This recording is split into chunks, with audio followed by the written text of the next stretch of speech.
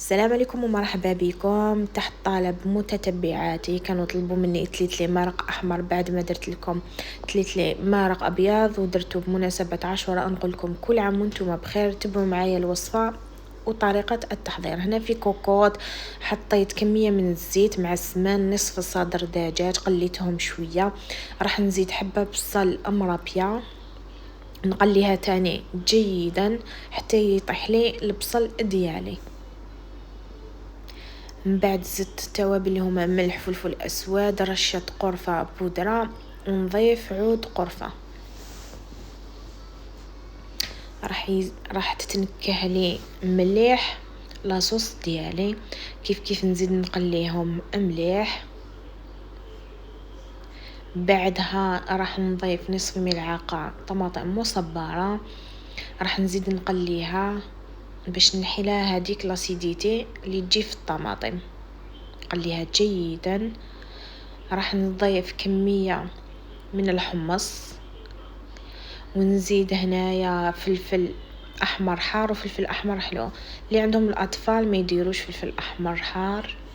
وراح نمرق بالماء سخون، وراح نضيف مكعب دجاج هنايا اختياري، اللي ما حبتش تضيفوا ما تضيفوش. ونغلق الكوكوط ديالي حتى يطيب لي الدجاج ويطيب لي الحمص ديالي. من بعد نروحو مباشرة نوجدو تليتلي ديالنا. هنا حكمت مقلاة راح ندير لها كمية من السمن، ونضيف تليتلي حسب افراد العائلة. ضيفي الكمية اللي تحتاجيها. راح نحمرو مليح حتى نتحصل على هذا اللون الذهبي. هنا راح نضيف له الماء. انا ضفت ماء سخون نضيف له حتى تتغطى لي الكميه تاع التليتلي ديالي ونخليه يتشرب لي. كذلك ضفت له ملعقه صغيره من الملح. شوفوا كيفاش راه يتشرب ما شاء الله. هنا هاد الطريقه راح تخلي التليتلي ديالنا يجينا على حبه. هنا الصوص ديالي بعد ما وجدت لي نحيت هذاك الدجاج بعد ما طاب. هنا شوفوا تليتلي كيفاش شرب لنا كامل هذيك الكميه تاع الماء.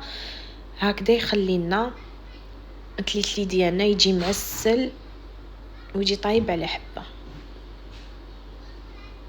شوفوا ما شاء الله. هنا راح نغلق عليه ونخليه حتى يتشرب لنا كامل لاصوص ديالنا التليتلي ديالنا.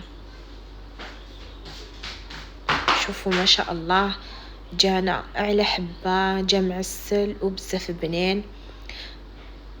نتمنى ان شاء الله تجربوه لانه راح يعجبكم بزاف. هنايا في طبق التقديم قدمته مع بيض مغلي. وهنا شوفوه عن قرب جانا ما شاء الله. شوفوا جا على حبه وجا معسل وبزاف بنين.